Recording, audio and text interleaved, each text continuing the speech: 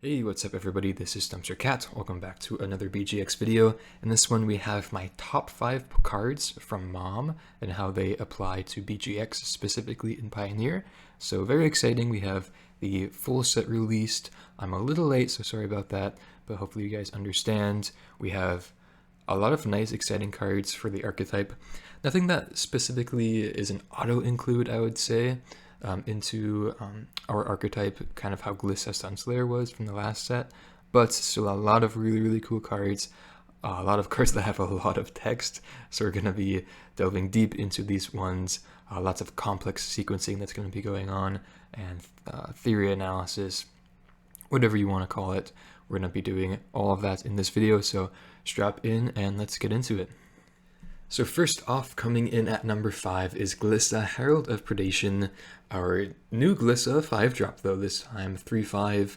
At the beginning of combat on our turn, we get to incubate 2 twice, we get to transform all of those incubator tokens, or we get to give Phyrexians, so basically those incubator tokens, First Strike and Death Touch until end of turn. Additionally, it works on Glissa as well, as she is a Phyrexian. Definitely harkens back to the first Glissa that, or I guess the newest Glissa, before this one rather, that we play in our colors, with the First Strike and Death Touch. Very powerful card, has a higher ceiling, I would say, than Esika's Chariot, as I feel like a lot of people are kind of comparing this card to that card, as they both make tokens, they both can swarm the board, that type of thing. So higher ceiling than Esika's Chariot in the sense that we can basically make an infinite amount of tokens if we get an infinite amount of turns, right? And flipping those tokens, but we do have to wait till turn 6 to have the actual 2/2/2s. As the turn it comes down, I'm guessing we're going to be incubating 2 twice, and then the turn after, turn 6, is when we actually get to transform those incubator tokens into the actual 2/2 creature tokens. So definitely, I don't like how we have to wait a turn on that. I additionally don't like how Glissa just dies to a 2-mana removal spell at instant speed from the opponent on, I guess, before combat on our turn.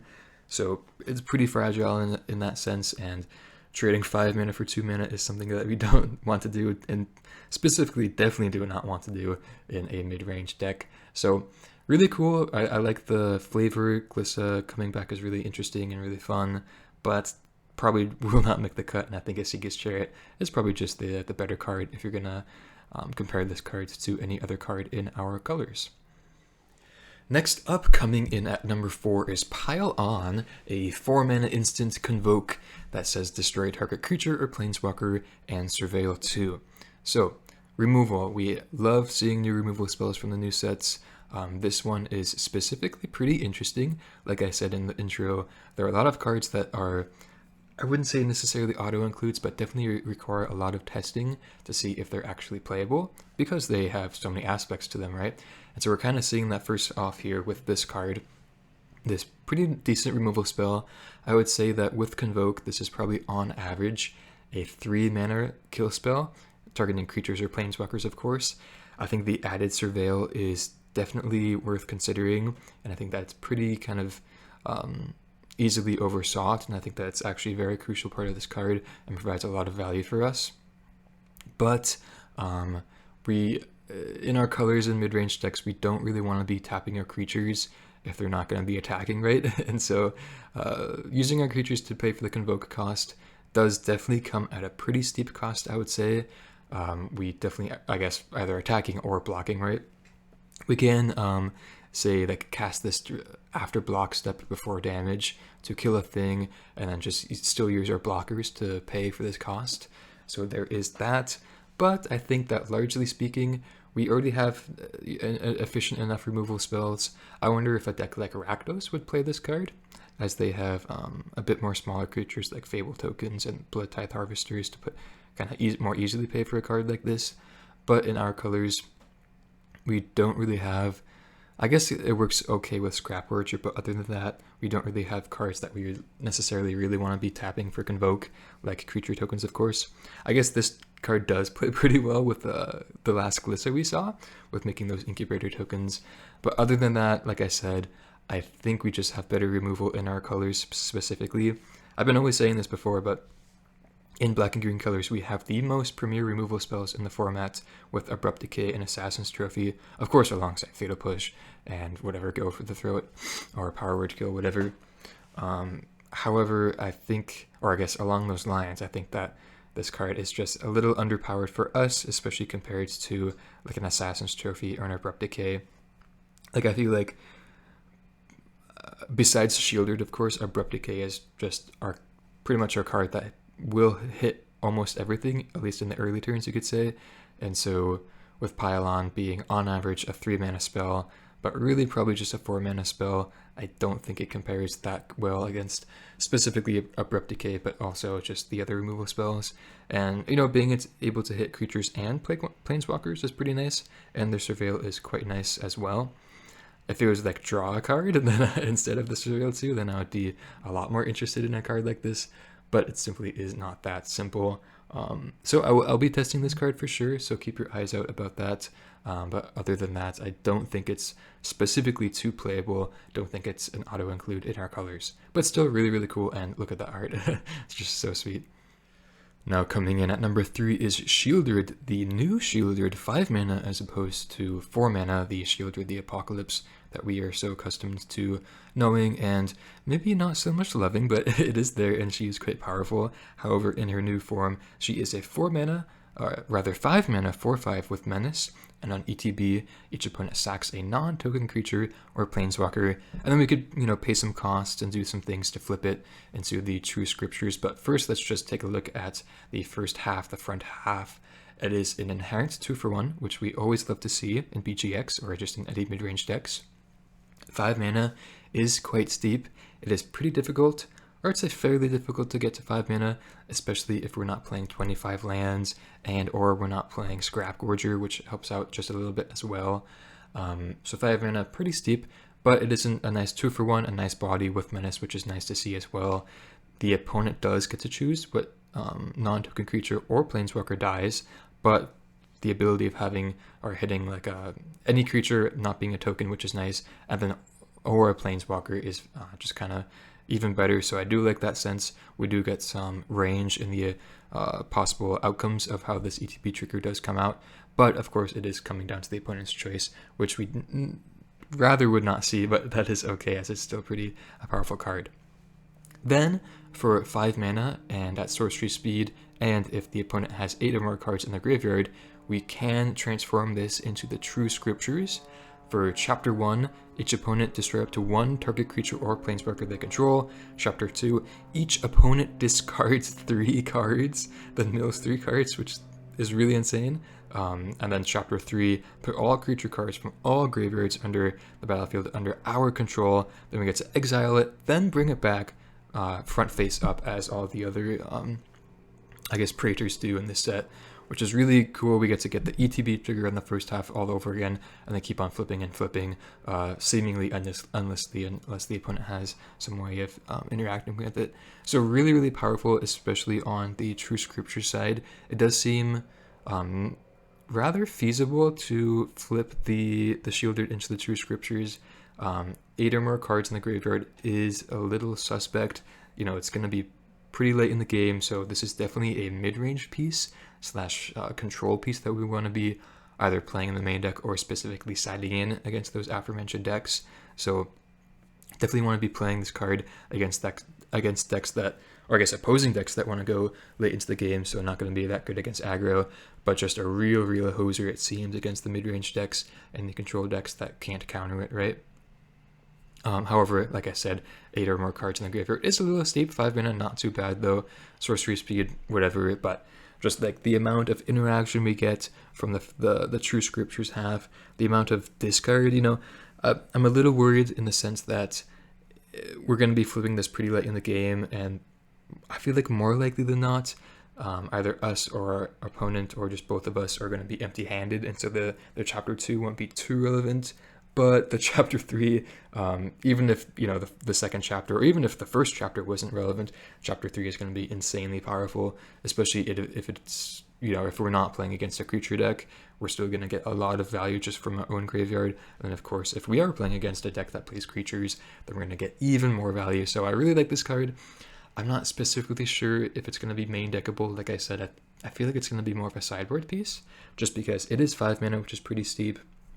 It's not like an Invoke Despair that has more of a wide range of just like being an inherently powerful card that primarily brings us card advantage, which this card, I guess, I suppose it does in the sense that creates board presence, interacts with the opponent's creatures, card advantage in that sense, but doesn't draw us cards, anything like that. So not in an auto include like I've been saying in this video, but still very, very powerful.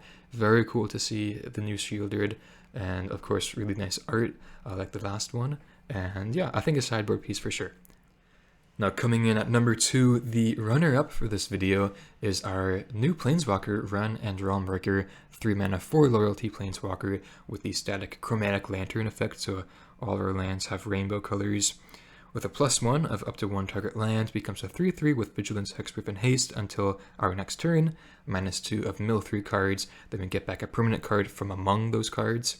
And then -7 we get an emblem with we could play lands and cast permanent spells from our graveyard. So definitely harkening back to the other Wrenns we have seen in Magic's history, which is pretty neat. This is arguably the most hyped card for us, at least in BGX. Specifically, well, because this was like the first or one of the first cards that was spoiled from the set. But I think more importantly, this is a green card and not a black card. So Rakdos can't play it, and we're pretty much the only deck that gets to play it, rather. So, that's pretty sweet. However, I do have my reservations for a card like this, especially a 3 mana card. I have been on the lookout for definitely just like 2 mana creatures is what we really need. Whereas the 3 mana slot is just really congested. We already have Liliana and Glissa as just 2 really powerful cards that are insanely centered around mid-range value, and I'm not really sure if Wrenn will be able to fit into that slot, just because the 3 mana slot is so congested, like I said, and we really want to curve out in our mid-range decks. I could see playing like 3 Liliana, 3 Glissa, and 3 of this card as a pretty nice curve.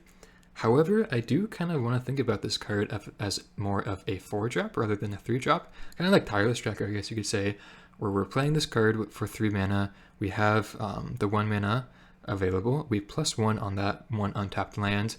Specifically, the +1 does not untap the land, as like Nissa Who Shakes the World, or I'm pretty sure the other Nissa Vital Force does. So it doesn't untap the land, which kind of sucks, but also kind of makes sense as this is a 3 mana Planeswalker, pretty aggressively costed, right? And then we're able to play like a Fatal Push or a Thoughtseize. So we get the additional value. We are still able to have a blocker to protect it if we don't have any other creatures out on the battlefield, whereas on turn 3 we would be able to plus, but the 3/3 is tapped as we had to use it to, cast the Wrenn, of course, and then we seemingly don't have any way to protect it if we don't have like a 2 mana creature on the battlefield already. It does go up to 5 loyalty, which is a lot, and the chromatic lantern effect is not irrelevant in our colors. In BGX we have a lot, or just BG rather to start, we have a lot of pretty intense mana restrictions. We're thinking of Skoos, we're thinking of Invoke Despair, even just like the double black cards. We have like Liliana and Sheoldred, maybe even the new Sheoldred. It's a lot of mana restrictions in the deck, which, we do have to pay attention to, and Wrenn does help out in that sense. We may see this card more so in such as a Sultai deck or an Abzan deck, which could be pretty interesting in helping out the meta. Of course, it is double green already, so I'm not sure that a 3-color deck would really want a double green spell or just any double pip spell in general, honestly. But, the chromatic lantern effect is, of course, not irrelevant. The -2, it's okay. It's kind of reminds me of Liliana the Last Hope's minus ability, where we get to pretty much just like get back a creature, or in a Seeker's Chariot or another Planeswalker. I don't like how it's from among the milled cards and not just in general, which kind of sucks. Lily the Last Hope just picks any card or any creature card from the graveyard. So, in that sense, in that comparison as well, it does not seem too exciting, but still, I guess, nice to have. And then -7 is, of course, just like pretty insane. I would rather honestly have like the Wrenn and 6, like the retraceability, just because in a mid-range deck we really just want to be interacting with the opponent as much as possible, not necessarily just like plopping down a bunch of creatures or a bunch of Asika's chariots or planeswalkers. You know, that can be, of course, extremely impactful, as it is an emblem, an ultimate from a planeswalker. So I'm not trying to belittle this card in any sort of the sense, but it still doesn't seem too insanely powerful. Just as a card in general. Like I've been saying in this video, like a lot of these cards are going to require a lot of testing. I think this card is going to probably require the most testing, just because it is quite aggressively costed. It's just like off the bat, like a 5 mana loyalty planeswalker after the +1 for 3 mana is really insane.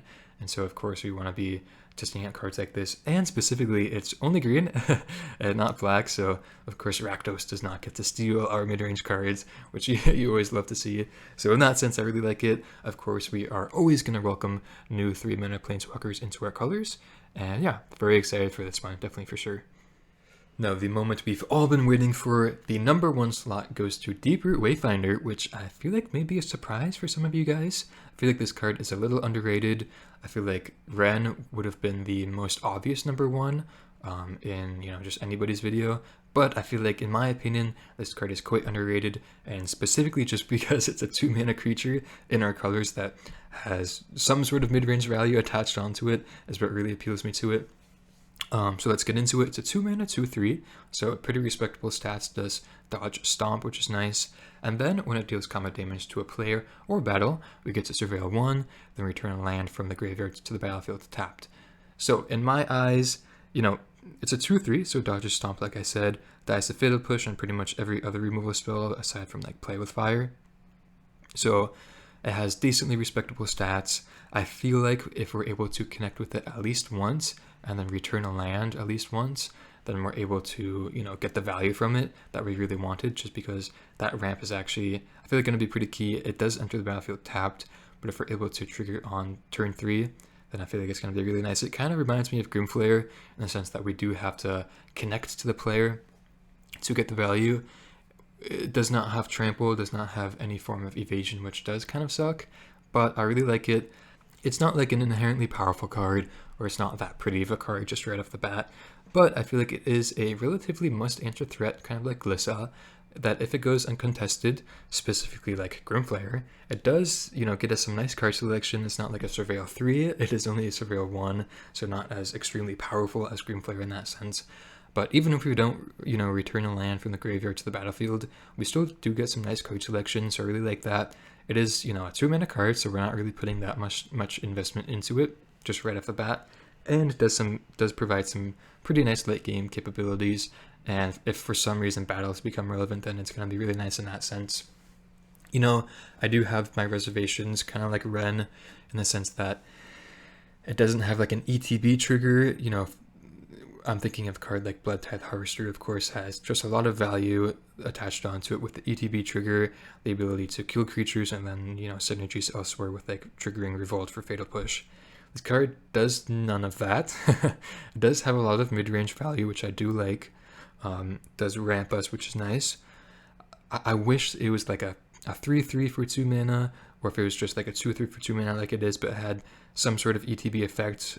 You know, possibly like just the Surveil 1 and then return a land would be pretty nice, or just like a Surveil 1 and do nothing else would be at least pretty nice as well. But besides that, it's not like incredibly impressive in combat, which does kind of suck. It is a nice blocker, but of course we want to be attacking with it, and so that's why I was like, oh, if it had an extra power, then it would be a bit more relevant, but just as is, it's a bit underwhelming. But, you know, despite saying all of that, I'm still extremely excited for this card. I always love seeing Wizards printing 2-drop creatures in our colors. Again, we know Rakdos is not going to be able to get any of these cards, so that's very exciting. You know, if they print like a Dark Confidant in one of the future sets, then of course we're going to play it, but of course Rakdos gets to play it as well. So I like the green creatures in that sense. Kind of like Pack Leader is another one of those cards. But yeah, really cool creature. I really like the design of it. Let me know if you think it is or it could be powerful as I think it is. I think I'm definitely of the opinion that this card is a bit more powerful than we may first assume it is, but of course testing will just determine everything, as I've been trying to preach in this video, is that just we really need to test all these cards, and specifically we need all the help from you guys to test, because I can't do all the testing. So we'll love to see your opinions, see, you know, how you think this will slot into deck lists. I'm thinking it probably would take, if you're taking like my current deck list as an example, this would probably take the spot of Scrap Gorger just as a 3 of. I don't think you would want to be playing this as a 4 of, as it's not incredibly powerful in multiples. We kind of just want to be seeing 1 per game, specifically on turn 2. Obviously, you know, does not have evasion, does not have any keyword abilities of that sense, so it's a little disappointing, but really excited for this card. Love the art as well, just extremely beautiful with all the colors. And yeah, let me know your thoughts. Alright, now that we come to the closure of this video, let me know your thoughts down below on this top 5 spoiler list from Mom. Let me know if you would rearrange certain cards or take out some or bring in other ones. Maybe you think that Wrenn is a bit more powerful than Deeproot Wayfinder. I would find that pretty understandable. Other than that though, if you enjoy this form of content, consider subscribing. It helps out a bunch.